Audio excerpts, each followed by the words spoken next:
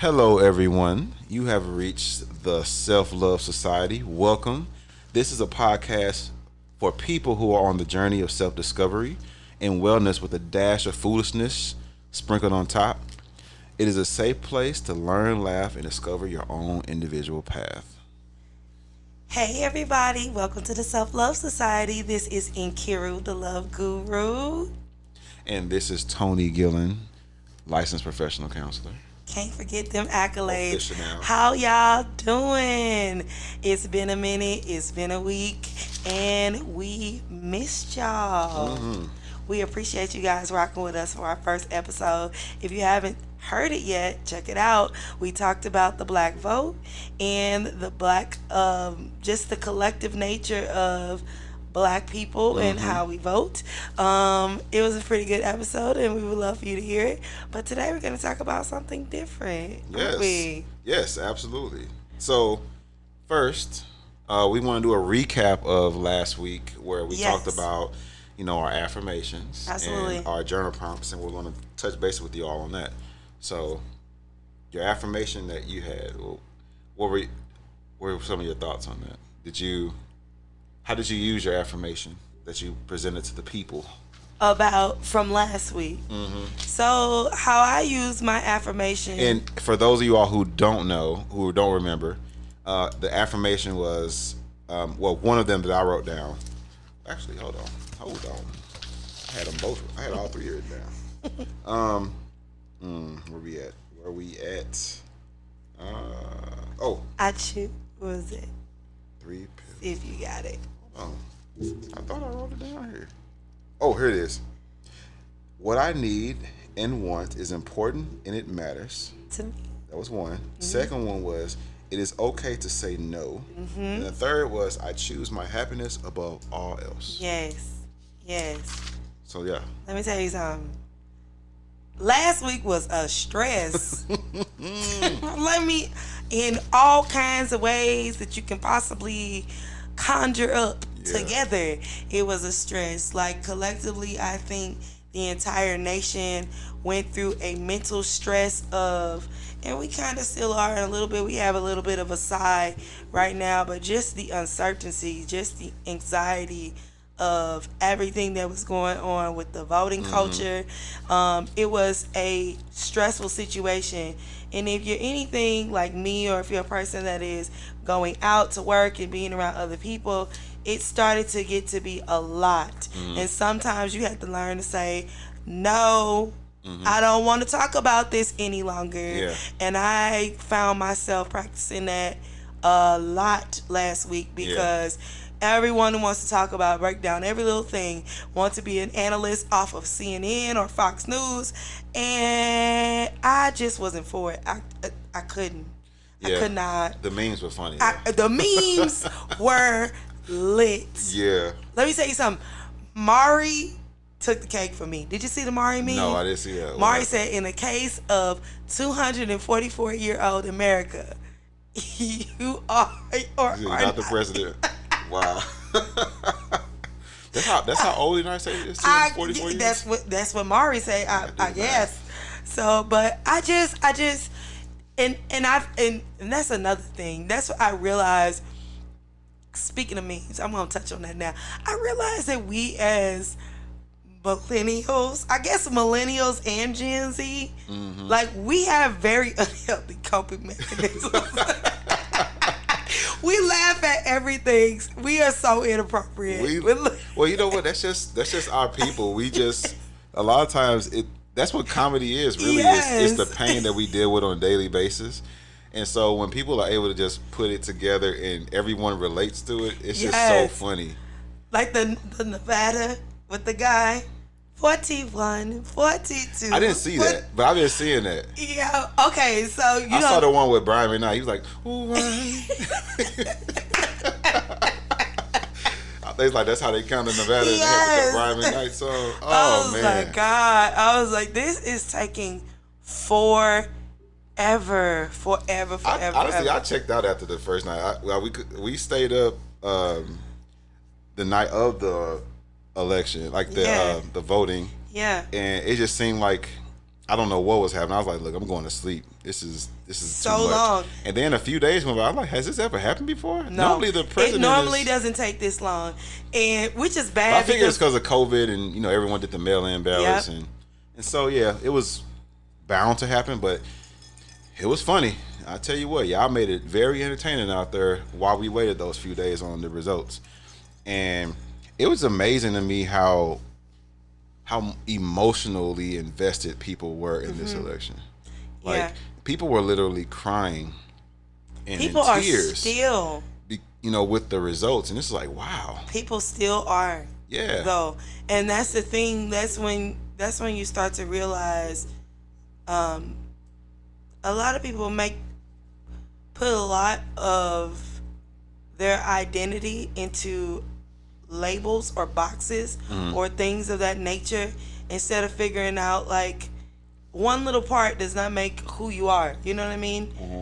Being a Republican does not determine who you are. Being a Democrat does not determine who you are, or libertarian or independent or any of those things does not determine who you are. yeah, And when you rest your everything on that one label, then if things don't go your way, you're creating a very fragile reality for yourself. yeah. And that's just the thing that where it's just like, I don't think people.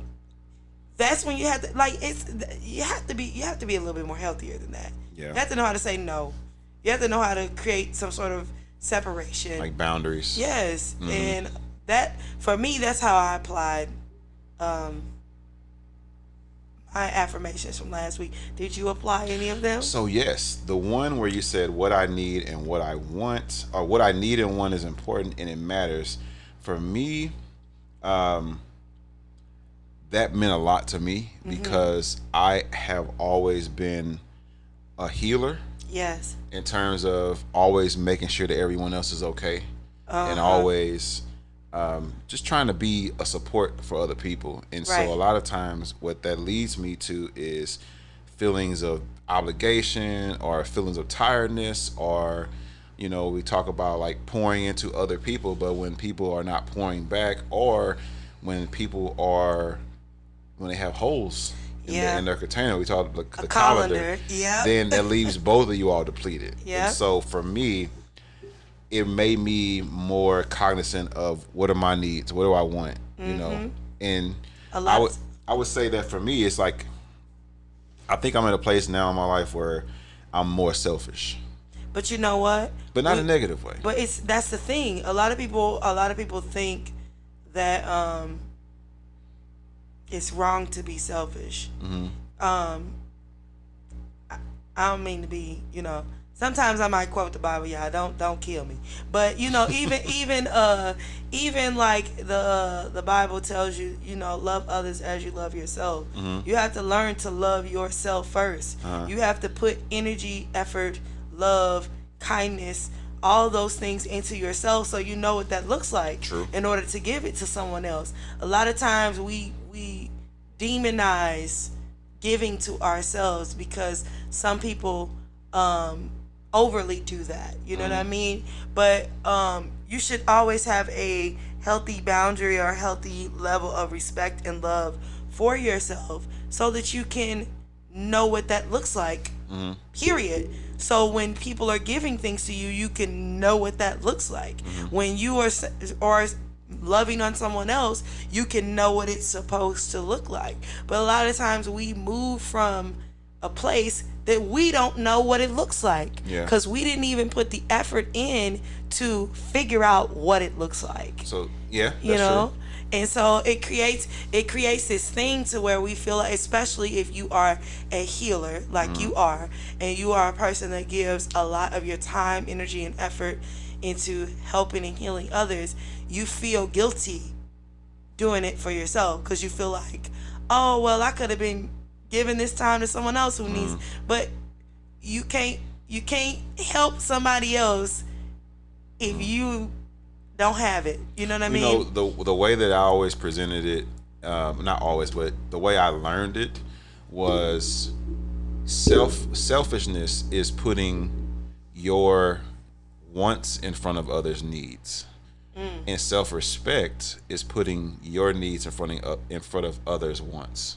And so we want to move towards being less selfish and more about being more self-respectful of ourselves. And that's how I look at it. And so it makes you have to check and see, okay, what do I need right now? Like, do I need some time off? Do I need a 5-minute break? Do I need to walk away from this conversation? Do I need to go to sleep tonight? Maybe I shouldn't go out, or maybe I shouldn't hang out or go to work, so maybe I do need to go get some rest. And what about, okay, let me challenge that postulate, okay? Oh, using big words on me. You get my dictionary? Postulate. What is that? Okay. I'm smart, but I ain't that smart. You are very smart. Stop it. Okay, so what about happiness? What if I want to be happy, and my happiness causes me to not give the other person, they may feel like they need to be around me, but them being around me challenges my happiness. What do you choose? I feel like in that situation, it'd be more of they want to be around me, but it feels, the one is so strong that it's more of a need. It feels like a need, but it's not really a need. I think that when you have a case of two people needing something, then that's where you learn to compromise. That's where the idea of kindness, and I'm dropping all these gems I learned in therapy myself. We talk about the difference between being nice and being kind. We always try to encourage people to be nice, and being nice is putting other people in front of you. Yeah. But being kind is a mutual happiness and disappointment. So we're both compromising, and so I try to make sure I'm kind so that I don't feel like I'm just giving it all and someone else is getting everything else. And so I say, okay, where can I meet in the middle? Maybe the situation is, I don't even know. I don't even want to come up with a random conversation. I just wanted to clear that up before somebody latched on to be, Tony. Well, he's professional. He said that my needs are always first. Yeah. Over your wants. But say for instance, sometimes that ain't it. Like I said, say for instance, okay, I said before, say for instance, my need is I need rest, right? I need to go to bed. Yes. Or, no, you know what? I'll take it here because this is a hot thing. My need, we're having an argument. And my need is I need to walk away because this is not going to be a fruitful conversation. And me continuing to talk to you is not going to yield any kind of positivity. So my need is to walk away. But maybe the other person needs you to continue talking. Oh, messed up. And so that's where you're kind of using your kindness to say, hey, how about this? How about we have this conversation a little later? How about we cool off for about 2 hours? Let's get our thoughts together. Let's bring the emotion down, right? We call a timeout on the play. Flag on the play. Yeah, call a timeout. Let's regroup. Let's talk about, hey, what are we seeing out there? What are you noticing? What play do we want to run? How can we be successful when we resume this game? Right. And so, for me, that is kind of being kind and having more self-respect because you're including yourself in the situation instead of it being all about the other person. So I feel like a lot of times we don't include ourselves, and that's why we attach, anytime that we do include ourselves, we attach the word selfishness to it because we feel like anytime that we're putting ourselves first, it must be selfishness. It has to be, right? Yeah. Like we go there, and it's like, I don't want that to be the notion. I don't want that to be the reality that we think that every time we choose self, because it's important to choose your happiness when it's necessary. You know what I mean? A lot of times you have a lot of people who will forego their happiness because they don't want to appear to be selfish, or they don't want to appear to be ungrateful, or whatever the case may be, when really they need to choose their happiness. They need to choose something that is edifying to their soul and their spirit instead of, you know what I mean? And a lot of times we have issues with that. You know what I mean? I know I have before. I've had issues. I am a habitually happy person, and I like to consider others before me. I like to know that everyone around me is happy. And I have been guilty of that. These is my confessions, y'all. I have been guilty of that, like Yeah. time and time again. Even still here in 2020, I have been guilty of having moments or situations to where I will put another person's situation or their need or perceived need in front of something that I know that would make me happy, or will put them in front of me to the point to where I know this is not going to make me happy, but I'm going to do this anyway because I know this person needs this. You know what I mean? And that situation, wow, it's a noble gesture, Yeah. but you don't have to fall on the sword True. all the time. And a lot of times I feel like healers feel that we need to fall on the sword all the time. Yeah. And it's like we don't. We live like in this society where it's frowned upon to put yourself first. Yeah, it like is. not even just like putting yourself first, but also bigging yourself up. Yeah, Like, it's like people feel like they can't. That's why I keep telling you every time when you make this intro and you always say Tony Gillen, licensed. Yes, you better say that, licensed therapist. Yeah, Big yourself but up. No, I was you drinking, don't like to say it. I like to say it. It's just new because it's never been like my title behind me because I've been practicing for But you the last 2 earned years. it. So now it's like, oh wow, it's kind of like when someone gets their doctorate, Yeah. and now they're like, wow, I'm a doctor. Yep. Now I'm not going back to school now. Like, I've done enough school. I'm not doing no more homework. Nah, you going You back. know. But yeah, so You going back. no. They gonna pray to them African angels. No, unless somebody comes to me and say, "Hey, if you get your doctorate, we will pay you an extra $100,000 a year," then I would consider it. Other than that, no, I will pass. Anyways, the next thing we talked about last week was the journal prompt, and the journal prompt was, "What is the smallest change I can make to help my people?" And like I said, this is not focused on one particular group of people. Whatever group of people you identify with, we're talking about you. Your community. It could be your community. It could be your neighborhood. It could be your ethnicity. Whatever you identify with. Maybe it's maybe you're a member of the LGBTQIA community, and so maybe there's something you can do to further your group. And so one thing that I wrote down was I said being an authentic person, positive person of myself. And so the reason I said that was because I work in a predominantly white community out in St. Charles County, and so a lot of times I'm one of few African Americans that are in the area. So when I work in the schools, a lot of times there's no other African American teachers, which that's a whole nother issue for another time. But and so for me, I take that as an opportunity to show people of other ethnicities what a black man is like. Which I mean, it's sad, but hey, I get what I get, and I'm use what I got. And so for me, it's like, okay, let me just be myself, because I feel like I'm a positive person. I am an authentic person. I'm a person who's always striving to help people, and so I try to portray that more at those schools, so that, because I always feel like these kids may never see a black person in their life. They may never get close enough to a person of color, or in my case a black man, to build a connecting relationship. And so what powerful thing is it to say, you know what, maybe I never met any black people, but I had a black therapist when I was in school. Right. And he was so cool, or we had a great connection.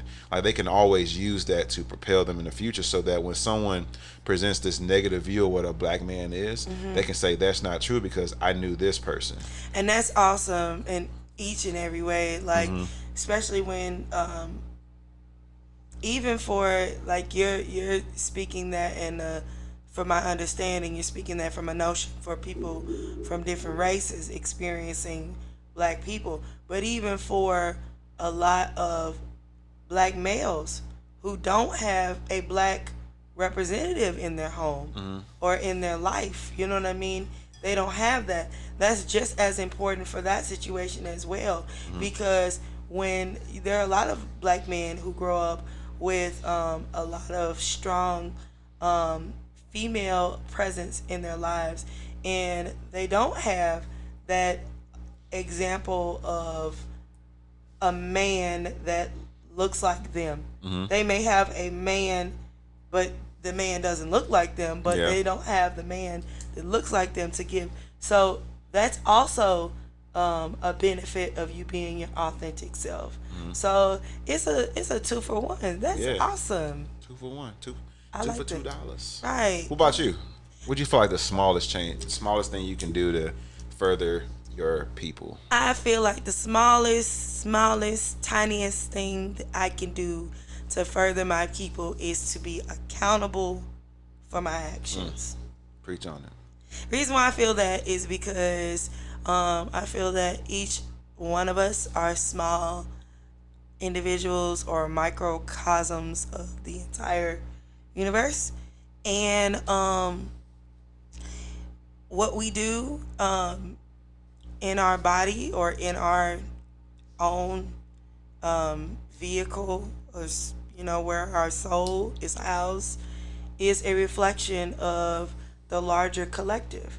So if we are diligent in being responsible and respectful to ourselves, then we can amplify that narrative to the community at large.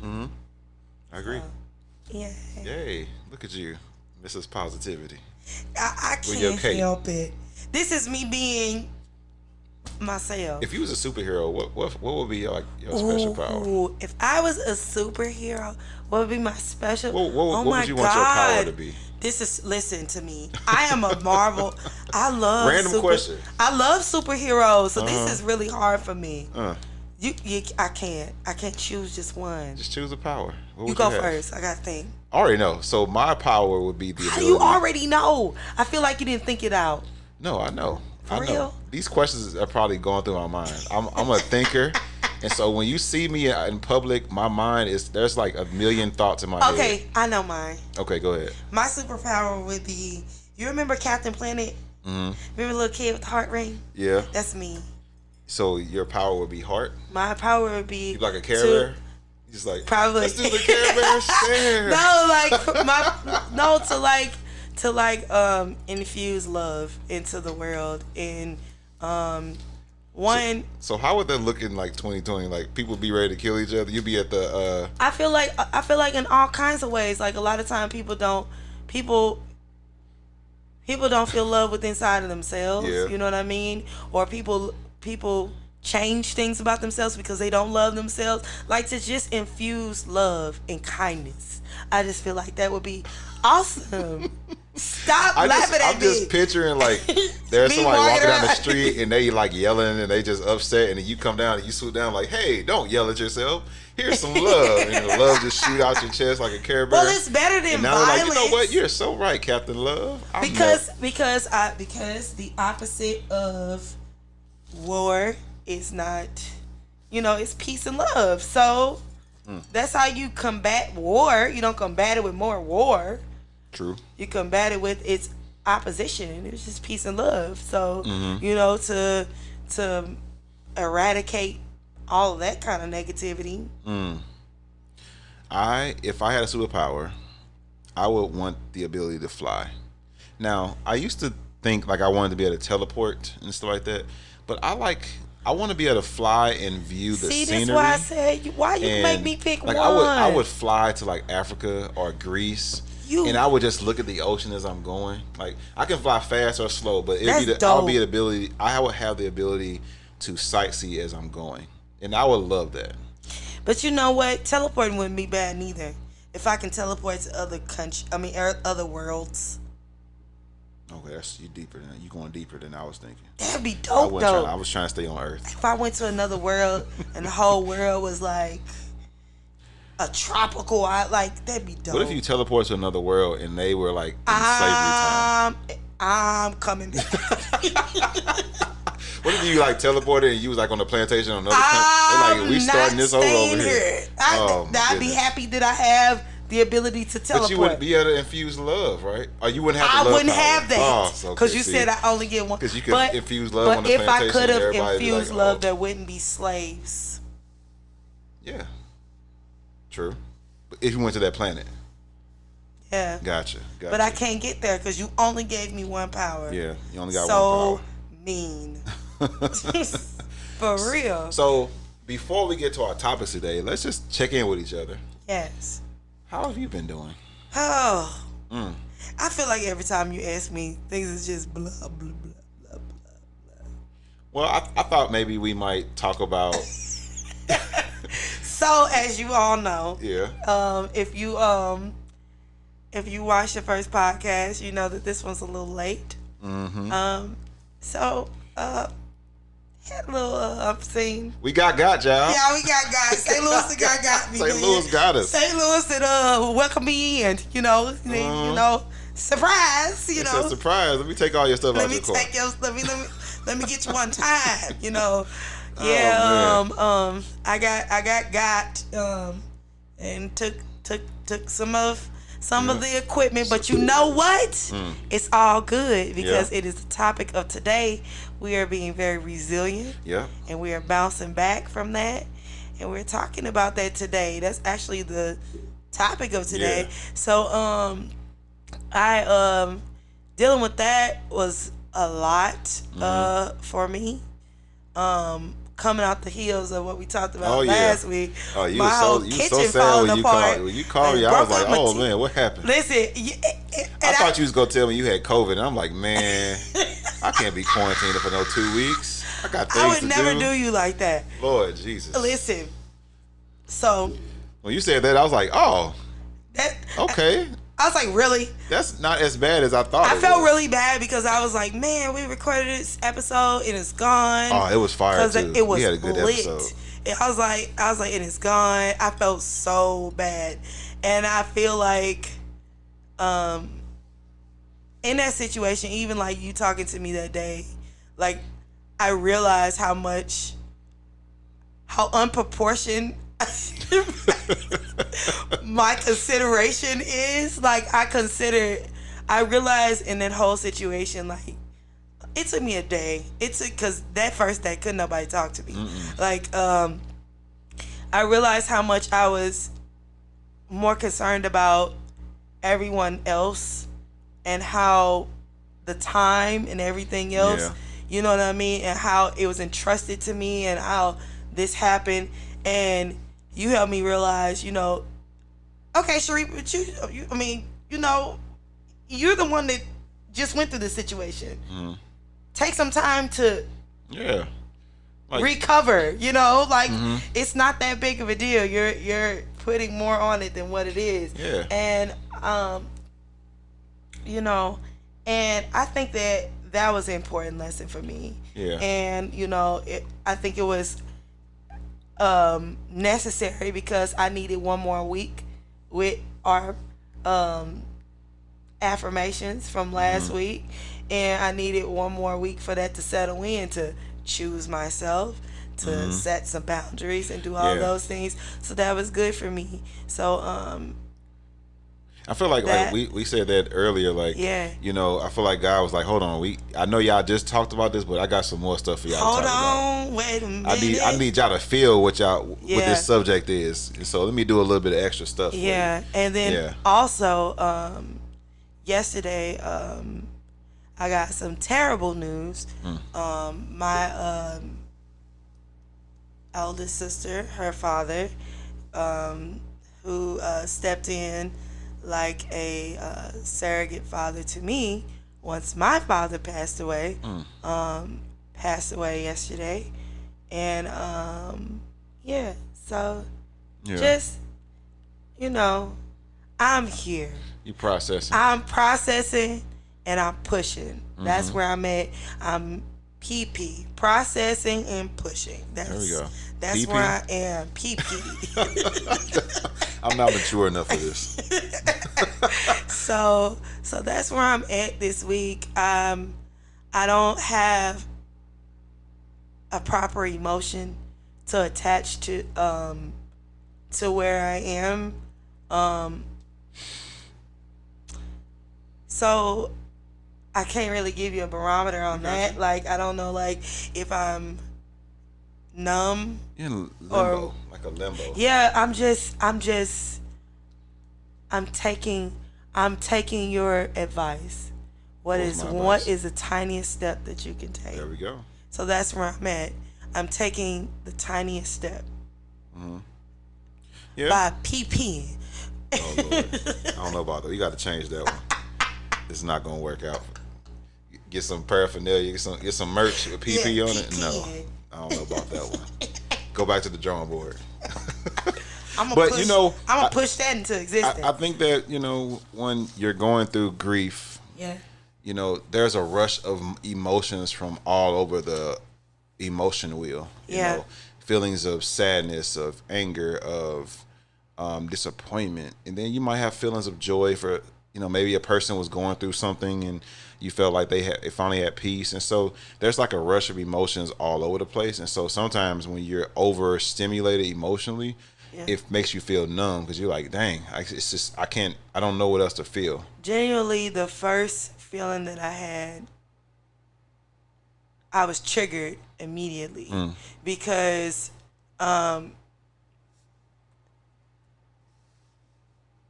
when I found out, obviously, I went back to when I found out that my dad died. And then a rush of emotions came to me of how traumatic that was for me and how heartbroken I was. And it broke my heart because I didn't want that for my sister. Yeah. I didn't want that for her. I didn't want that for her other siblings, his other children. I didn't want that for them. He has a very young daughter. That's my little sis, Millie. And she's gonna be 17 this year. Yeah. So she's young, too young Yeah. to lose her father. You know what I mean? And I just you know what I mean? Yeah. You know how like they say, God brings you through things or brings you through circumstances and trials and tribulations to help another. And in that moment, I think it triggered me that you've been through this.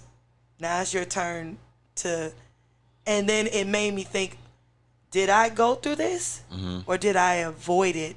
And now it's time for me to deal with it. And am I ready to properly deal with this to help another person? So you feel like you haven't dealt with it? I don't. I think that's where I'm at, and it's like You still figuring out if you dealt with it or not? Yeah. Yeah, I can.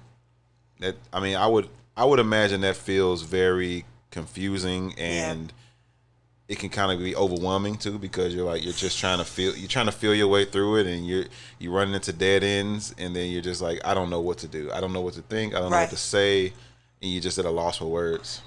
I don't know what it's like to lose a parent, so I don't really have the words to describe what that might feel like, but I would imagine that that's really tough. Yeah. I would imagine that's very heartbreaking, especially, thinking about the relationship I have with my parents. Yeah. To lose one, I don't know what I would do, honestly. It's a weird feeling. I mean, I know I would work through it, but I don't know what that would feel like. It's almost like losing your hand. Like, it's so weird. It doesn't even feel, like you always feel, no matter how old you are, you always feel like a child because you got your parents. You know what I mean? But like when one of them is gone, it's like you almost feel like, what do they say, next up? It's weird. It's like I shouldn't feel this way. I should feel like I have this covering, this protection of, your parents give you security. Your whole life, that's all you know, is the security of your parents.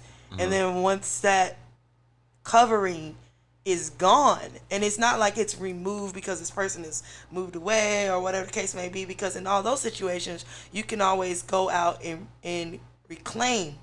This is gone from the existence, this plane, and there's no way to reclaim it. You find yourself like, I don't know, it's weird. I wonder if it's different for, say for instance, you're a man, you're an adult male, and your father passes, and now does it feel different than when like your mother passes? Considering like, I would think that, okay, my father passed, and so now I feel this feeling of stepping up and taking on the mantle that my father left. But I wonder if it's the same as if I'm a boy or I'm a man and my mother passes. Like, is that different than when my father passes? I think it might be different. And then as a woman, like, I think it might be different. I think for me, being single, maybe that has a lot to do with it. For me, the father represents that male energy that is in your life. You know what I mean? That's your balance. So it gives you... It's supposed to be. Yeah. Well, for me... For you. It was my balance. I had a very good relationship with my dad. Me and my dad were like this. We would talk for hours. You know what I mean? About all kinds of stuff, and my dad would go over a cliff for me, whether I was right or wrong. That's probably not a good thing, but it's truth. You know what I mean? I was his firstborn, his only daughter. So he would literally try to kill a rock for me if he could. And he would say that all the time. I'd kill a rock for my daughter. And so and the thing about it was, it's like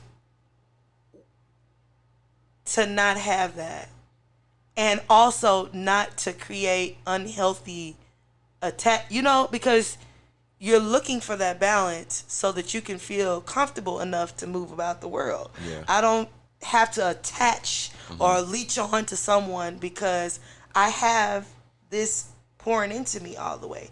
I feel like if you're a man, you always have that feminine, soft, nurturing energy from your mother. Okay. You know what I mean? And if your mother is no longer, then you don't want to attach yourself to any random woman just looking for that nurturing. You know what I mean? I feel like that's like the big issue, like when it's opposite, opposite, like a daughter and a father or a son and a mother.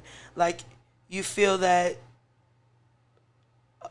void. It's like a person has a need for that masculine or feminine energy in their life because they don't if you don't have it already. Like, so say it would be different, like if you are in a relationship where you're getting that energy already, then it's a lot easier for you to cope. It's not gonna be easy. It's not easy, but it's gonna be. It's a lot easier when you have, like you said, when you have someone that feels that void. Yes. In terms of the feminine or the masculine energy. Yes. Void. Okay. But if you don't, then it's like you have this dilemma. Okay. I have this void, but I don't want to attach this responsibility on anyone.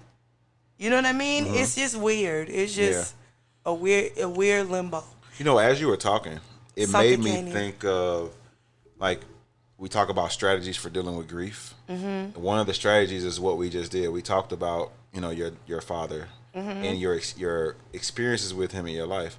And a lot of times when we're dealing with grief, we have this void it's huge in our life, and we feel it. And so the way that we deal with that void in our life is by filling it with those memories that we have with that person that the void is for. Yeah. And so, like, if you losing your father, you talking about him saying, "I'll kill a rock." Like, it's those moments where that helps you to deal with that grief of that person no longer being there. It's filling them with those memories. So you were just working through it right here. Hey, man. Look at this. And in therapy. Hey, ain't that what we here for? Yeah. We in session. That's what we first play. We in session. Yeah. So what about you? How you doing this week? Oh, let me take a sip of my wine. Oh, Hold on. do I need to get my cup? I don't know. I just been on a wine kick lately. What you drinking? I am drinking some Merlot. Yes. Nice My favorite. red. I love the dry wine. The dry. What the Tony Baker be like? The dry. It's so dry. Yeah, I love the dry wine. I feel like a man when I drink dry wine. I feel like hair instantly just grows in all places when I'm drinking dry wine. Hollering. Yeah, but how am I feeling? I am feeling pretty good. That is great. I would say the last 2 weeks have been somewhat overwhelming. I think I have so many things going on in my life right now to where, on top of, being a therapist and learning to be connected, but healthfully detached from my clients and their issues, but also being a father and trying to provide and be able to raise physically and emotionally responsible adults. That's a task in itself.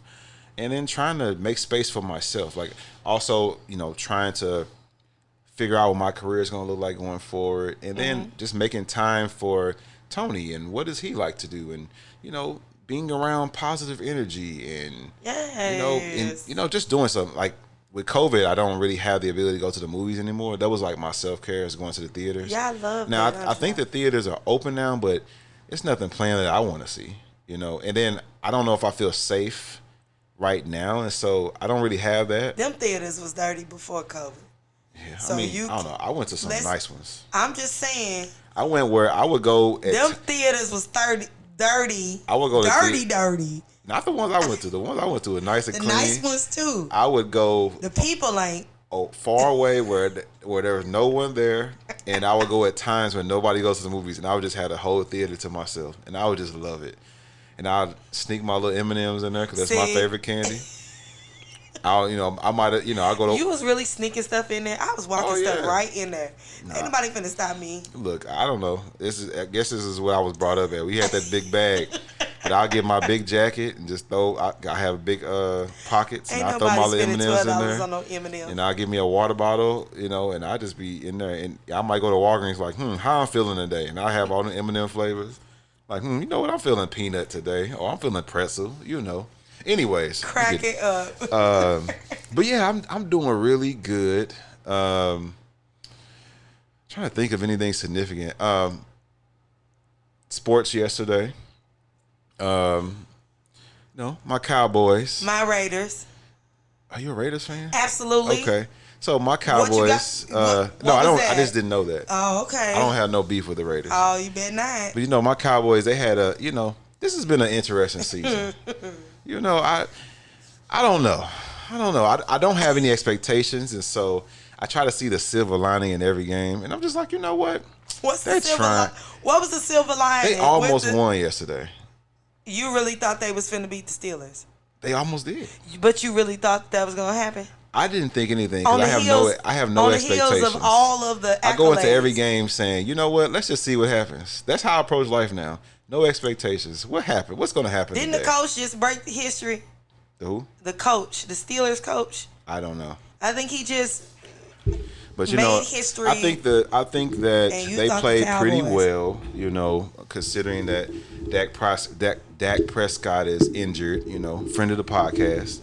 And his friend of the podcast. He's a friend of the podcast. I'm speaking into existence. And so considering they don't have him and they had a backup quarterback and they almost beat the Steelers, that's promising. I don't really keep up with college football as much, but University of Florida has always been my team. And I think they had a big victory this weekend, didn't they? Yeah, who else had a big victory this weekend? Who did Florida beat this weekend? I feel like they beat Georgia. Was it Georgia? Georgia? Yeah. You know who else had a big victory this weekend? Who? Roll Tide. On a bye week. Okay. On a bye week? Yeah, on a bye week. They had a bye week. Oh. And they had a big victory this weekend. They ain't going to win the championship. You want to know how they had a big victory this weekend? What? Because Clemson fell. And how they fall? They lost? Oh, yes, to Notre Dame. Oh, Notre Dame. Yes, and now Well, Notre Dame Alabama is is like- number 1.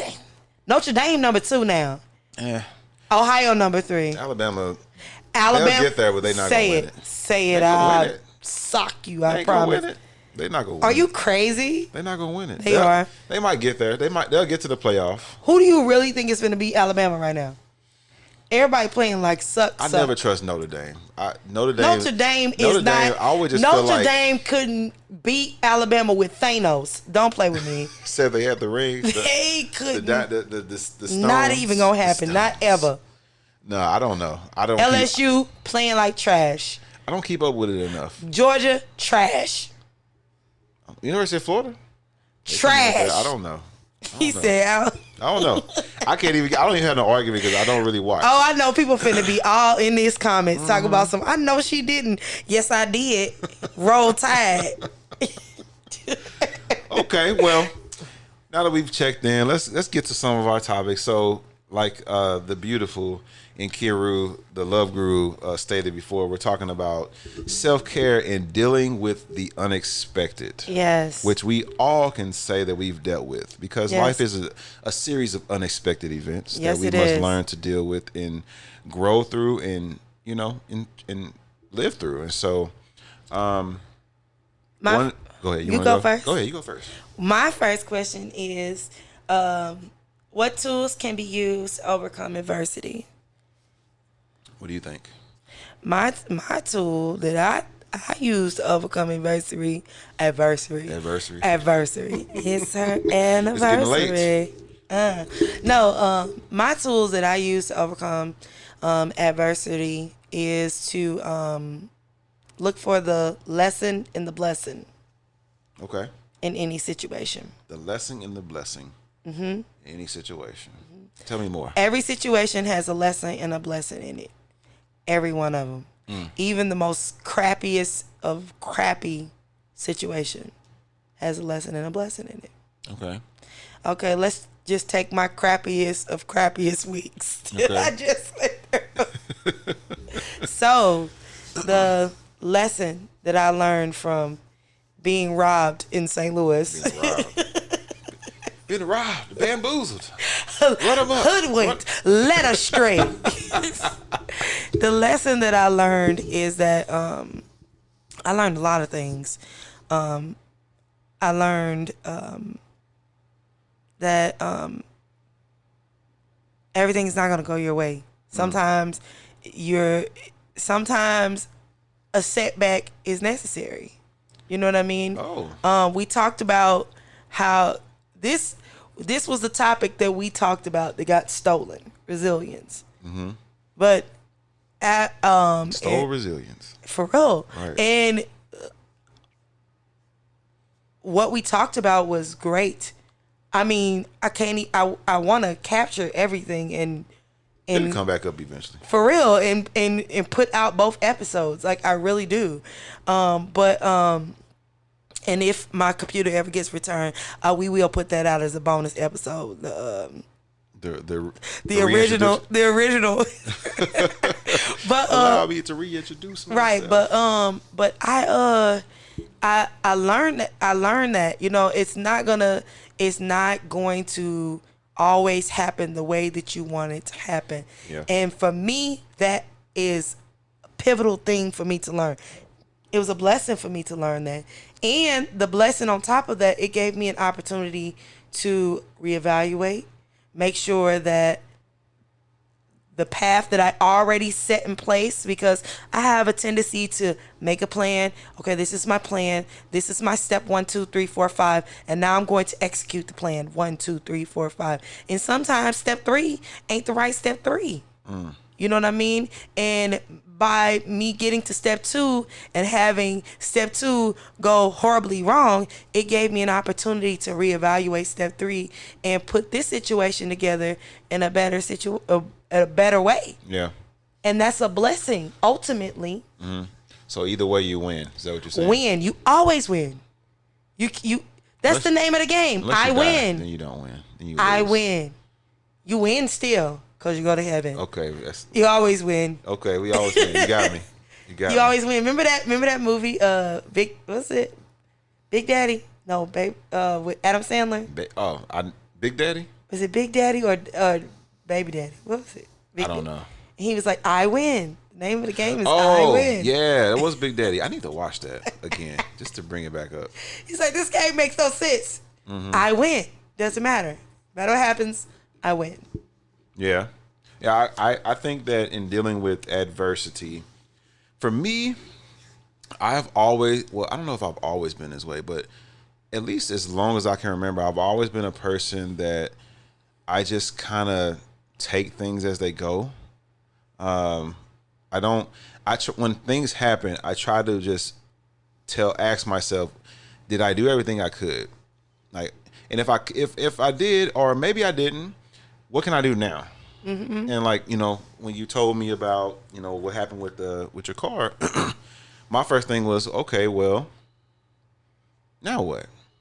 Because I mean, sitting here getting upset and crying about it is not going to change anything. Not to be insensitive, but it was just like, okay, well, all right, it's stolen. It sucks. What can we do now? Can we still record? That's what I can do. Do we need to get more computers? Let's file a police report. Like, my thing was, okay, what can we do now? And so I think for me, dealing with adversity is recognizing your control, the things you have control over and the things you don't. Right. And once you identify those things, then that cuts the issue in half. Because now you're not worried about the things you have no control over. Those things are in a pile somewhere. Right. Now, all you can do is focus on, okay, I do have control. Maybe something didn't work out. Maybe a job didn't work out. Maybe a relationship didn't work out. And we're sitting here wondering, like, okay, this sucks that this happened. What can I do? Like, okay, well, it happened. So now you can pick up. You can recognize what you could do better next time, and then you could just do it. And you can start intentionally taking steps forward to right the wrongs that maybe you had. And so for me, like, that's how I would deal with adversity most times in my life. I think sometimes, if I'm being transparent here, it might have come from disappointment. I think that when you've had disappointments in your life, it causes you to deal with issues differently. So because now you're dealing with it with expectations of how they're supposed to go. And so when it doesn't go that way, you're like, dang, this really sucks. Yep. And it hurts. But like I think being disappointed over and over again in my life in different ways, I think develops thick skin. It develops the sense of, okay, I've been down this road before. So now, okay, what can I do? Right. All right, what did I do wrong? What did I do right? What can I do better next time? What do I have control over? What do I not have control over? And now I can just deal with the things I have control over. Right. Because that gives you more power. Right. So I think that when you're dealing with an unexpected situation, and we're talking about dealing with adversity, you're dealing with a situation that you didn't ask for. Like, you didn't ask anybody to, hey, come break in my car at this time of night. No, you never did that. And so it was unexpected. You didn't plan for it. And so now you have this situation that you didn't ask for. And now you have to figure out, okay, how do I deal with it? Right. And so when it's not something you had control over, you feel out of control. Right. And so the best way to deal with feeling out of control is to regain some control. So what can you control? The things you can control. The things you can't control, you can't. Right. And so I look at it that way. Yes. I mean, that's... So that's your tool. That's your my tool is figure out what you can control and focus your attention on that. Sometimes I even write it down. I journal, and so I'll write it down and say, okay, what happened in the situation? What areas do I have control over? All right, and I'll write those things down. Yeah. Maybe I'll even do a column. Things I have no control over and the things I do have control over. And then I'll take that paper and I'll rip it in half. And the things I have no control over, I'll throw it away because I have nothing to do with that. I have nothing to do. I can't do anything about that. Yes. And then it leaves me with half a paper of things that I can do, and I can go through and check things as I get done, as I go through them. Yeah, it's a great strategy. That's serenity prayer. Yeah. What? Oh yeah. Yes. Yes, it is. Hey. Yes, it is. So, so my question, it kind of actually it goes along with, what we were talking about earlier with your father's passing. We talk about grief, and the question I came up with is, what do you feel is an appropriate time frame to go through grief? Yeah, that what What do you feel? what do you mean by that? Like how long do you think it? What do you think is an acceptable time frame to go through grief? However Do you think long. there's a time limit? No, the No. time Okay. limit is however long is necessary. Okay. When you're talking about a loss, now there are multiple different kinds of grief, Okay. and when you're talking about the passing of a loved one or from this third dimensional plane, there is no right or wrong amount of time Okay. for that person to grieve that situation. It's just important for that person to start the process. You know Yeah. what I mean? And walk along their pace, however quick or slow that may be. But there's also other situations, like you can grieve the loss of a relationship. You can grieve the loss of a job. You can grieve the loss of opportunity. You can grieve the loss of all kinds of things. I can grieve the loss of my computers. I can grieve the loss of all kinds of things. But I think when you're looking at things of that nature, it's important to put some sort of cap on things of that nature for your health.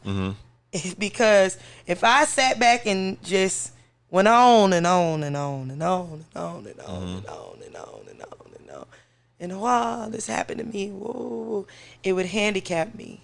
You know what I mean? Okay. If I would sit back forever and think about how this terrible thing happened to me and say, oh, they stole these things from me, now I can never do what I love anymore because they took something from me. Okay. Yes, you grieve it because it's sad and it happened to you and you have emotions and you should feel your emotions. But at the same time, at some point you have to bounce back. You have to get back up and move forward where you are and move out of it, you know? So So it sounds like you're saying that we're going to go through these different stages of grief, but there's some intentionality that you can use within each stage to help you better deal with it. you have to. You have to implement. You have to. Yeah. It's not going to implement itself. You know what I mean? You have to be intentional about wanting to progress through the process. If you're not, if you're very nonchalant about it or indifferent, then you're going to stay very stagnant. And it's going to feel like whatever it is that you're going through is lingering forever. Yeah. Because you're not intentional about one day I can be resilient and come out of the situation. You know what I mean? Now, I'm not saying, losing a person through death is a whole different other animal. You know what I mean? Yeah. While you can be resilient, you can come out, you're never going to be the same. It's just, you're not. You're not going to be the same. You're not going to be the same person that you were. And I feel like that's maybe the same for any situation, I guess. In grief, you're always going to be changed a little bit. You know what I mean? But change isn't always bad. Sometimes it's good to be a different version of yourself. I think grief results from anything that you've grown accustomed to in your life and it's taken. Yep. And it could be a person, it could be by death, it could be an end of a relationship, it could be your children leaving the household. Yeah, It could emptiness. it could be anything, and it's a void that is now in your life that you must replace with something else. Right. And a lot of people feel this, like we talk about unexpected situations. Sometimes grief comes after an unexpected event. Like you didn't think that someone was going to pass away. You didn't think that you wasn't ready for your children to move on out. You didn't know the relationship was headed in that direction. It was going to be over. You had no idea, and so you're still grasping for control. Right. And I feel like when a person is passed away, you deal with it a little bit differently because they're gone. You can't like reimagine them. You can't some people try to by trying to replace them with someone else, but you never get that back because that person is gone. And so, we talk about like the Kubler-Ross method of the Kubler-Ross model of grief, and we talk about, the stages of denial and anger and bargaining and depression and acceptance. I think that, to the original question of how long do you think is an appropriate time to go through grief, I think grief is a lifelong process. I do. I think that it gets easier with time, but what helps it get easier is being intentional throughout those stages. So when you're in denial, having some affirmations that help you through it. When you're angry, having your coping strategies to help you get through it. When you're bargaining, it's going to therapy and talking those scenarios out with someone that can help you process it effectively. And then depression, and when you're talking about depression, you're talking about your thought process and using cognitive behavioral approaches to help you to process through those thoughts effectively as well. Right. And acceptance is, accepting that life is the way it is and accepting what you have, the control that you have in your life now. What can you do instead of focusing on the things that you've lost? What did you gain? Yeah. I think, like I was saying earlier, as far as like implementing that mindset of lesson and blessing type thing to all those things, keep being in the mindset of, okay, this is what I learned from this, but this is looking on the bright side in each one of those situations will yield more positive results when trying to move from one stage to the next. When you're in a bargaining situation and you're trying to bargain, oh, this isn't happening, this is this, blah, blah, blah. If I can take the time in that situation to say, okay, well, maybe it is happening. Okay, if this is happening, then what am I, why is this happening to me? Or why did this need to happen? Or whatever the case may be. And now that I've asked myself those questions, maybe I can get to the bottom of what the lesson is that I needed to learn from that situation or receive from that situation. And doing that can yield a blessing. You know what I mean? Because now I have, okay, this is my lesson. So now that's blessed. Okay, that can help me move forward to my next step. You know what I mean? But I feel like you have to have that balance of mindset. You have to have that positivity, but also the acceptance of this is happening. This is it. This is happening. Okay, let's figure out why this is happening. Yeah. You know what I mean? That's the lesson part. Like, yeah, you're taking your control back. You got to. There you go. Yeah. You got to. You got to just, this is it. This is going on. Okay, why is this happening? Let's get to the bottom of this. And then once we get to the bottom of it, the reward is, okay, now we have an understanding. I have an understanding. I know which way I can go or to go because I have a better understanding. Yeah. One of the things that I think is a good tool is this, especially when dealing with depression and when you're dealing with the grief state, grief cycle.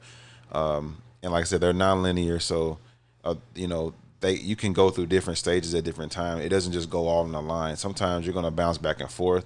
And, I know for me, like, my grandmother's passing when I was a freshman in college. That's probably the most significant death I've ever had in my life because she was like a mother. She was one of my mothers growing up. And so losing her was a huge void in my life that I, had to work through. And I think even now, like, I've gotten a great handle on it now. Sometimes I intentionally put myself in the cycle. Child. What I do, I have this, why, T? I am a glutton for emotional You struggle. like to feel. Like, you really feeling. do. I do. Bruh, not me. I love feeling. Like, so what I'll do I feel all day long. After a long period, after a time has gone by, I'll have this feeling of, you know what, I want to think about my grandmother. And so what I'll do is I'll play this song. It's I Wish You Were Here by Jamie Foxx. I wish you were here to see the things I've done. Why would you do that? I listen to that song, and every time I listen to it, I cry. Tears, of course. It. And after I get done, I'm like, you know what? All right, that felt great. Move on with my life. But sometimes I just need to Purge. I just get in that mode where I just like, you know what? I want to think about my grandma. You just want to flush the emotions. Yeah, because like it's not like I don't think about her. I would say back in the day when it happened, I thought about her often, but now in my life, I think about it every once in a while. Maybe it's your way of remembering. But it's kind of a way of still staying connected to it. Yeah. To where she's not. It's kind of like you know, in Coco, the movie Coco. I have an ofrenda. So yes. Yeah, so in Coco, like, so yes, the ofrenda. It's like the people start to disappear as you start forgetting about them. I just thought about that. As you were talking about that, I said, this is like, I actually have an ofrenda. What is that? Help me. That's where they kept all the pictures on Coco. Okay. Where they put all the ancestors on an ofrenda or an altar. Oh, and that movie. Oh, and Lord, basically you come to the ofrenda and you tell the members of the family about each person. That's where you go. That is dope. So I have an ofrenda in my house, and on my ofrenda I have all of my ancestors, or all of my my grandfather, my grandma, my dad, my cousin, my aunts. I have them all there. So like when my nieces and nephews and they all come over and they look, I have it. The second you said it, my mind was like the ofrenda. That movie is Brad, it was so unexpected. Like, I watched that movie. It was a Saturday. I'll never forget it. It was a Saturday, and I took my daughter to like one of her appointments that she had to go Disney to. is rude. And I was just watching it on Netflix. Like, let me just watch this movie. I never seen it. And when it got to the end, I was no good. Let me tell you something. I was curled up in a fetal position. Let me tell you something. Coco and freaking Moana, they were rude for putting both of them out back to back. Moana got me too. How did Moana get you? With the grandma. And the grandma became the stingray. I didn't really have that connection with that. Did, because energy not being created or destroyed but being transferred, and how the energy was reincorporated into an animal, and how the earth was like helping her along her journey to save her family. Listen, that was a very beautiful movie. Yeah, like, Disney the way that they animated it was beautiful. Disney be trifling how they be ripping your emotions up out of you, man. Look, like Coco. I don't know how these kids just be watching these movies like they nothing, because I be no good watching these movies. Spoiler alert, if you haven't seen Coco, look, when that grandma starts singing at the end, I lost it. I burst into flames, basically. I was done.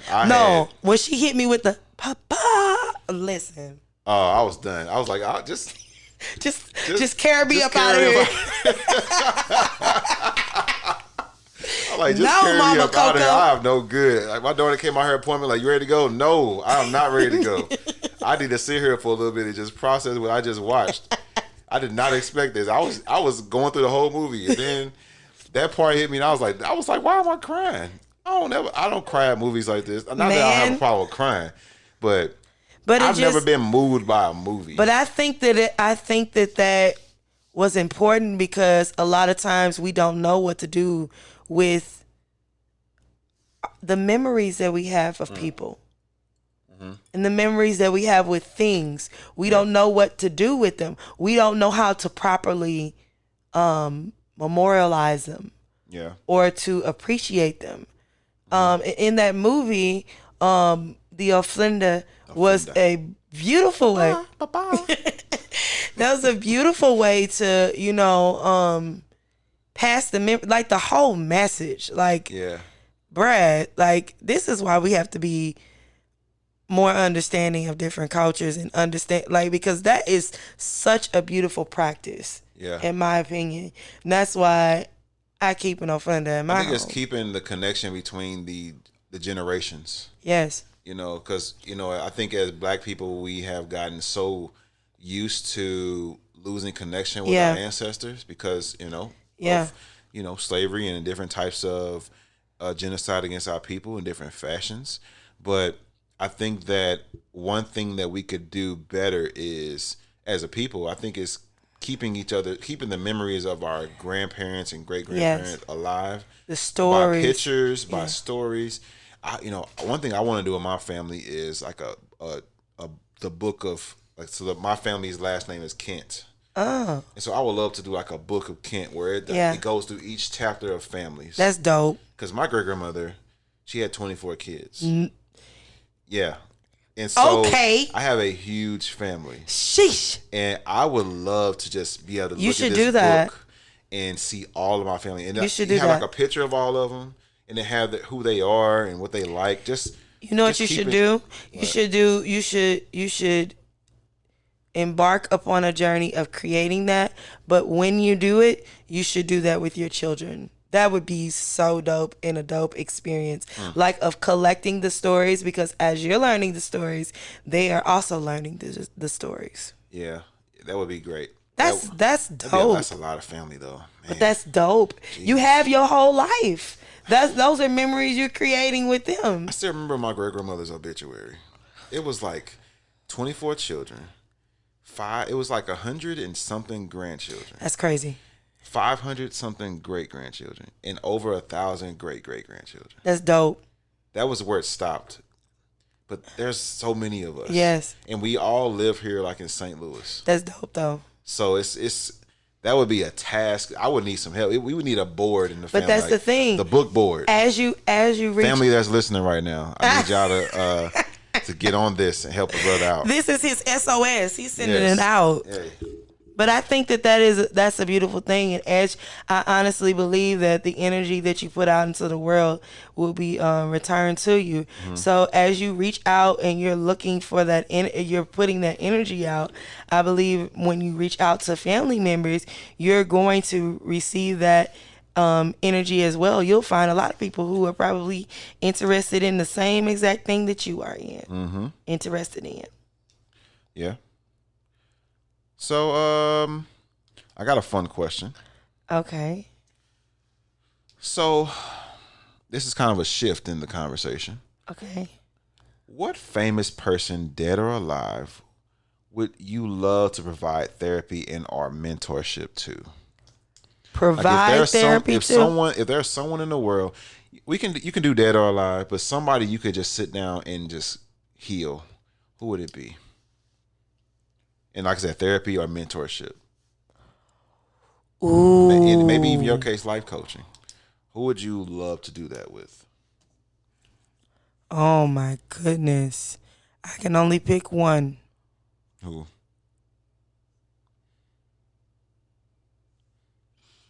I'm going to pick Chris Brown. Chris Brown? Mm-hmm. Chris Breezy, huh? Yes, I want to pick Chris Brown. Why Chris Brown? One, because he's very influential. Okay. And I feel like healing him will ultimately heal several other people at the same time, because a lot of people are watching him. Mm-hmm. So, strategy. You cut the head off the snake, right? Yeah, Well, not in that way, but I feel like that.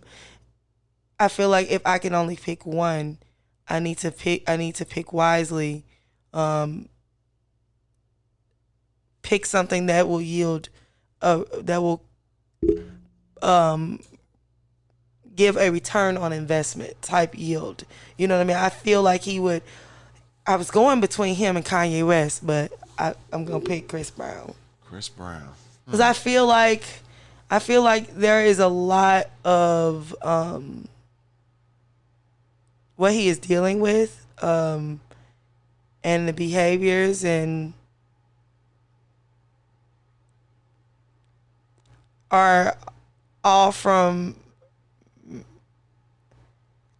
difficulties, I guess, with how to, like, being thrown into situations early in life, not necessarily knowing how to handle those situations, having more pressure on you than you need at any given time, and being criticized for being human. You know what I mean? Not to give any approval to anything that he's done, but I'm just saying, like, I feel that he can benefit from therapy. I feel like he's a person that probably, I'm not trying to judge. I'm just saying he probably doesn't go to therapy, but if he did, it would be monumental in my opinion, because he's not that far off. He's like a regular guy out here, really. Like, Yeah, he goes but through the same things that all celebrities do, but he goes through some of the same similar things that we all go through. But because he's the person he is and the level he's at in his life and career, it's like magnified even more. So I always say, like, you never know what people are going through in the entertainment industry, because you're not in the you're not in the exactly. You're not around the people that are around. You're not exposed to the things they're exposed to, and so people just handle it differently. Yeah. What about you? I don't know. Oh, you gonna ask the question? And well, I have a few people in my you mind. can only get one. You only gave me one. one. So I'm trying to pick one. I would choose if I could provide. I wonder if you're gonna therapy, pick one of my other people. I was gonna think. If I could provide therapy to one person, dead or alive, famous. Cue the Jeopardy music. I would say, okay, I'm just gonna pick one. Michael Jackson. Whoa, see? Michael Similar. Jackson. Michael Jackson is my favorite entertainer of all time. Why? You know what? I think outside of his music being freaking incredible, I think that for me, I grew up in a family where I grew up in a religious family. The down home Baptist, right. I love the Lord. He heard my cry. The whole church, all that. I grew up in all that. And so we didn't do secular music in the house. Right. So what that's the devil's music. Get that out of this house, boy. So my mom was kind of like that too, but she was kind of shifting because she did her stuff too. She would be like, I'm sorry, Mom, I'm putting you out here. She would. I didn't tell him to do this. She would listen to all this amazing R&B music and then look at us and be like, "You better not sing it either." So I got to listen to Luther Vandross and I can't sing. Jeez, you just torturing me. So it's funny as an adult, like I hear songs, I'm like, how do I know the words of this song? Because I heard them all the time, but I couldn't sing them. But I feel like Michael Jackson was like the median in my family. So it's like, okay, you can't listen to other stuff, but you can listen to Michael Jackson. Everybody likes Mike. Yeah, so my daddy would just go. We would just go. I'm talking Michael Jackson would just ring off in man. the house, right? I'm talking about all of them. Remember the Time is my favorite Michael Jackson song of all time. Listen, the video litty. You know what? Actually, my favorite Michael Jackson video is, I have a top 3. The first one is Remember the Time. Okay. Not in any order, though. Okay. Remember the Time, Bad.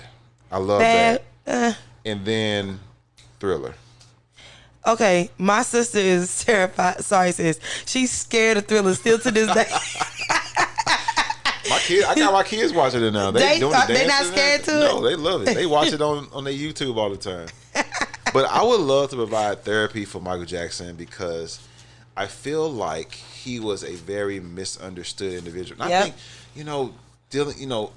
the insecurities that he dealt with, that for me, I felt more connected to him because I was like, here's a man who had everything. Yeah. And he still wasn't all the way happy with himself. Yeah. And it was like, wow, I would love to sit down and talk with him, sit down and understand his story and his insecurities and work on ways to overcome it because, like, who he became, he could have became something. I mean, he was already great. Right.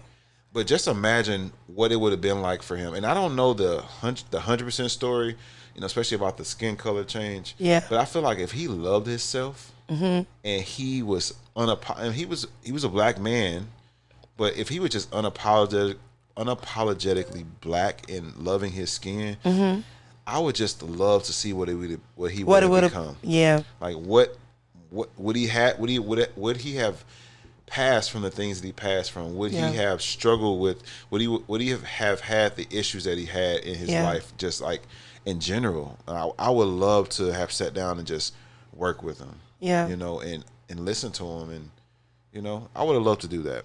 That's dope. So that would be my. You want to know what my B and C was? Who was it? B was Lil' Kim. Lil' Kim. Yeah. Okay. And then C was Amy Winehouse. Huh. Okay. That was a good one. Sometimes listen, because I feel like she was very misunderstood too. I don't know much about Amy Winehouse. Fade to Black, you don't know? I just knew the Try to Rehab. Take Me to Rehab. That's all I remember the song. That was the only thing I've heard of her. And then she was on the Nas album. That's all I remember. You Amy. never heard of Valerie? I didn't. That Come really on, wasn't T. my music. Come on. That wasn't my thing. I'm a old school.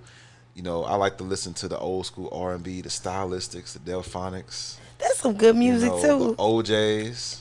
Hey man, I And, like you the know, OJs. You know, the 80s. The 80s was my era. I wish I would have grew up in. Well, I did. I grew up. Feels in like you did. We was born in the 80s. But I wasn't like cognizant of things in the 80s. I was still like, oh, cartoons. I didn't know You're nothing cognizant. about. You know, I didn't know nothing about that stuff. I didn't listen to that stuff until I got older. It's like, oh wow, this music was amazing. I listened to it because I was a child and I listened to whatever was on the radio. Yeah, and then that Christmas music. Oh, Listen, Christmas music was, I don't know what is going on now. I love Christmas music. That's Christmas- why I love Christmas so That's much. the best Christmas music. Oh, I was listening to the Motown Christmas album. Listen, in my mind. In my mind. Silent Listen, night. listen. I'm Oh, telling you. That was my part. Listen. That was my part. Because I had the deep Listen. voice. I had this deep voice even in high school. They be like, all right, Tony, sing it. Silent night. That was me. So yeah, That was me. I love some Christian music. So what you got? You got anything left? What does resilience mean to you? What does resilience mean to me? It's the Merlot talking. Let me get another sip. This is I'm almost fun. finished too.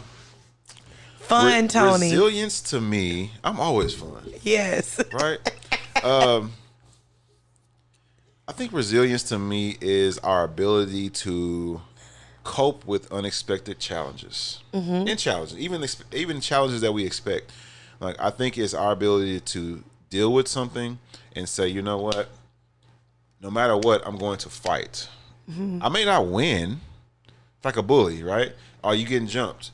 You may not win this fight, but you're gonna go down swinging, right? You're gonna take whatever control that you have, and you're going to exercise it to the best of your ability, and whatever happens, happens. Right. Right?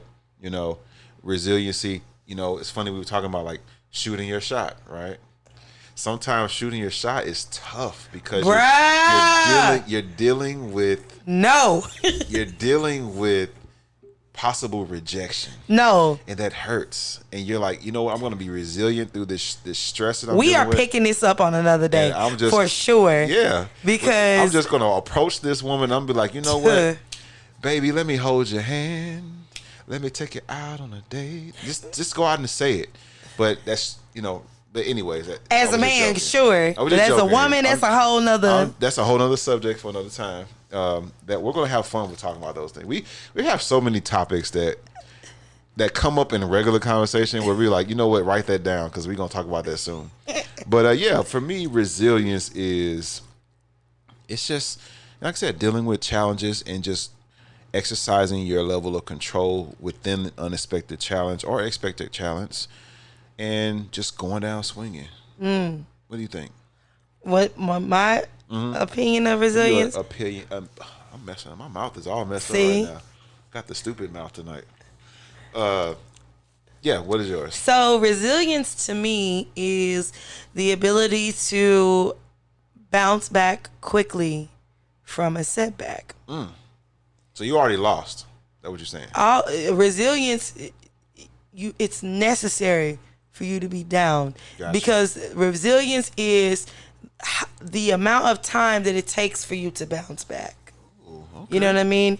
So some people have little resilience or low resilience because it takes them longer to bounce back, and some people snap back quick. They have very good resilience, or whatever the case may be. We all have resilience. It's just the amount of is it good or bad resilience, and it's all based on your ability to work on your resilience, as work on it, period. Yeah.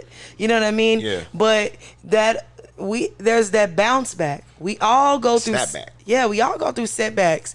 But we all have to bounce back from it. How long does it take you to bounce back? How long does it depend on the person, right? It depends upon the person. Is there a difference between resilience and perseverance? Yes. What's the difference? So resilience is, like I was saying, you bouncing back from something. Perseverance is you holding on through something.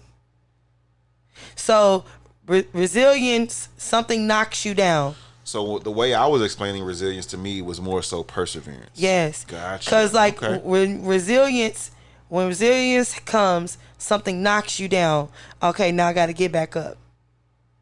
What's that song? Sometimes love comes around. It's like when Thanos came in knock and you down. snapped, Yeah. and all the people were gone. They had to be resilient and come back and try to Yes. beat them. Yeah, come Yeah.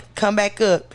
Perseverance is, okay, we about to go through Hurricane Katrina. Let's buckle down and make it through this. You Yeah. see what I'm saying? So perseverance, you're not necessarily getting knocked down. You're just making it through a difficult situation. You're pushing through a difficult situation. You didn't have to reset. A resilience is like a reset. Start select, start over. That's what it is. So Gotcha. So resilience is after defeat. Perseverance is through pushing through difficulty. Pushing through difficulty. Okay. Yes. Learn something today. Yay! I taught a really smart person something. Well, you're a smart person too. I think even though I am a therapist, I'm a licensed professional counselor. I'm saying that with confidence here. There you go. That does not mean that I know everything. I don't know everything about therapy and life. I always tell my clients that, like, look, I am not a professional at life. I have my own shit to deal with too. The thing that I'm good at is being observant and helping people figure themselves out, because for me, I feel as though my clients are the professionals and I'm the one learning. Come on now. Because they know they know their life, they know their strengths, they know their weaknesses, they know their struggles, they know all of the things about themselves, and they just don't recognize it in the moment to be able to move forward. Right. And so I look at it like this: you're walking me through your house. I don't know your house. I don't know where things are. You're holding my hand, you're walking me through it, and you're showing me everything that there's in your house. And my job as a counselor is, I just notice stuff like, oh, why do you have this table right here? What if you moved it over here? What might happen? Or why does your room have this color?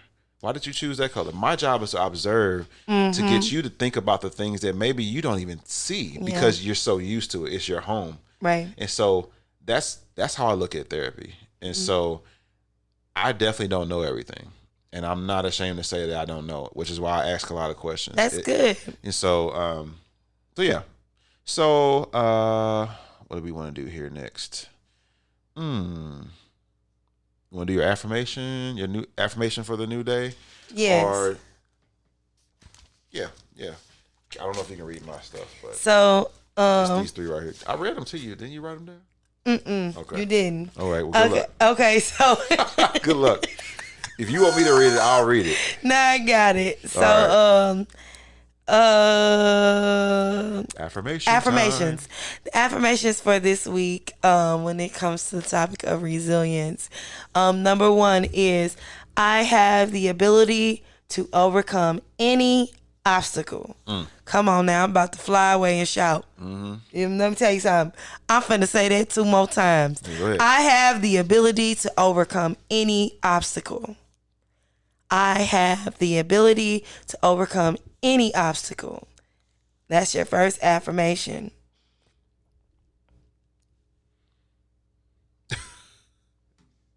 You got it? You need some help?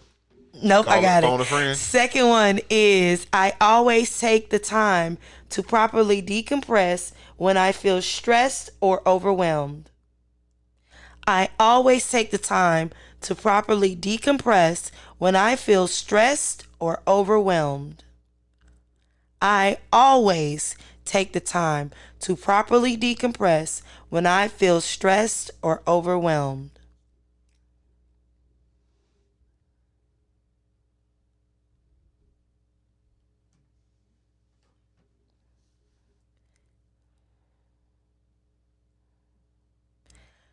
The third one is no one's words, thoughts, or actions will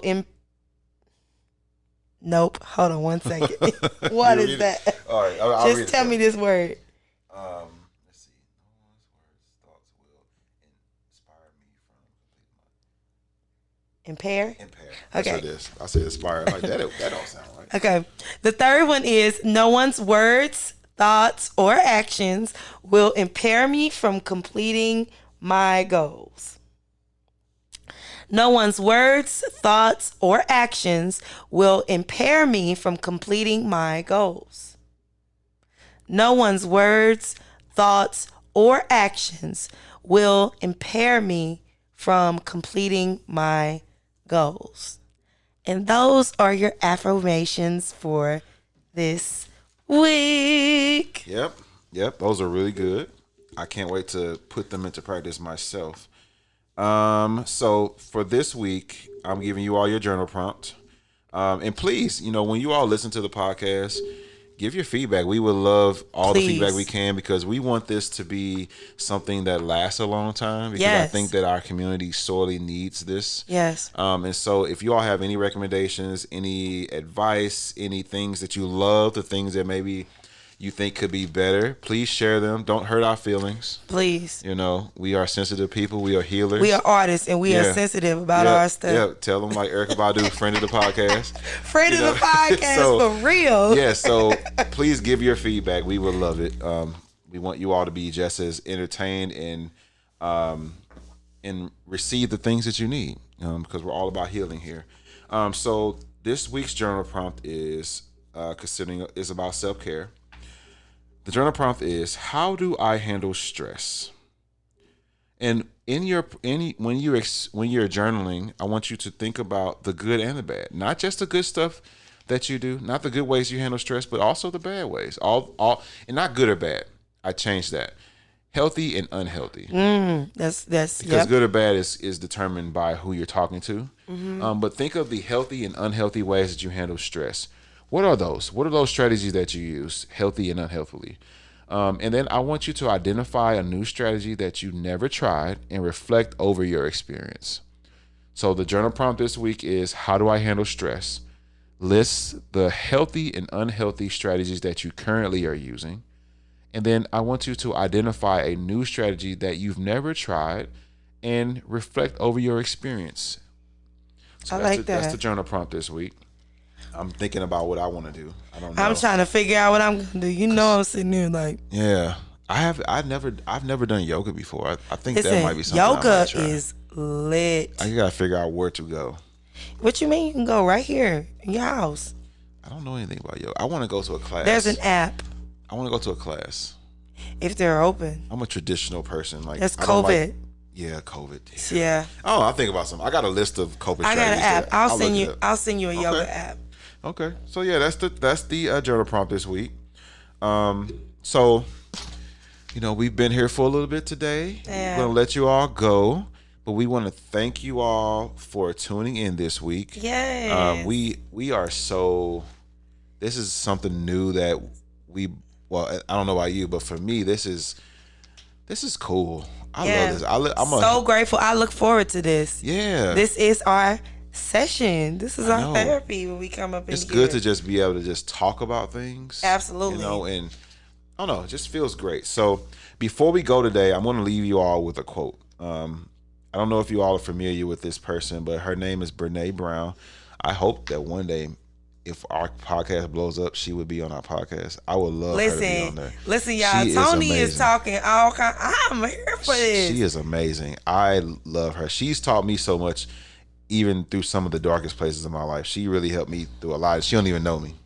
But so she said something. I wrote down this quote of hers. She said, in light of what we've been talking about, she said, only when we are, hold on, wait a minute. I got to read my own handwriting now. Only when we have enough to explore the darkness. Hold on. Wait a minute. Let me figure out what I'm trying to say here. The wine, the Merlot is kicking in. Only when we have enough to explore. Let me see. Let me help you. See, we doing this in real time, guys. Yeah, this is real. So I got to work on my handwriting because obviously I don't. You know, I'm gonna look it up. It'd be better if I look it up on my phone. You already sent me the yoga stuff. I said, what does it say? Only when we have enough something to explore the darkness will we discover. You're missing a word. Yeah, I must be. I'm typing it in right now. Here we go. Boom. So she said,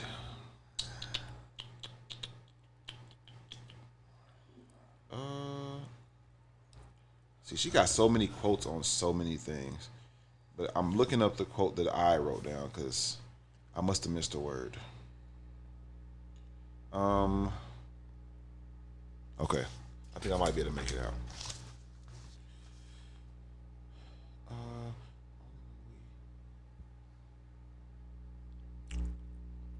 Oh, that's not half. That's brave. All right. Oh. Only when we are brave enough to explore the darkness will we discover the infinite power of our light. And I want to say that again. Only when we are brave enough to explore the darkness, will we discover the infinite power of our light. One more time, because this is a great one. Only when we are brave enough to explore the darkness, will we discover the infinite power of our light. And that's what I'm going to leave you all with this evening. So, thank you all for tuning in. Thank you. We love y'all for real. Yes, we do. We thank you for the therapeutic connection that you guys have given us, because this is therapy for us too. Mm-hmm. Yes, it is. And it's free. For real. Now, hold on, because I'm a therapist. Just because it's free here, it doesn't mean you don't go. He said, "Don't get in my inbox." Everybody got their own issues that they need to work with individually. So I encourage you all to find a therapist. Then there are plenty in this area. And if you're listening from another city, I'm pretty sure there are therapists in your area. Resources to try psychologytoday.com, where you can kind of pick the things you want in a therapist, and they will match you. Look at I'm promoting people. Look at you. They have online therapy. You own it. Yeah, they need to give us some money. Listen. I'm all about promoting you all to receive healthy, just help in life, healing. It's all about healing, and so yeah, you can do that. But yeah, thank you all for tuning in this evening, and we will hopefully put this out within the next few days. Hopefully, we don't have any more setbacks. Oh, we good. Yeah, we not leaving stuff in cars anymore. No, we going good. in the house. We resilient over here. I mean, hey, things can happen in the house too, but we not speaking. We resilient over here. We're gonna knock on wood here. So, thank you all, and you all have a blessed evening. Bye. Bye.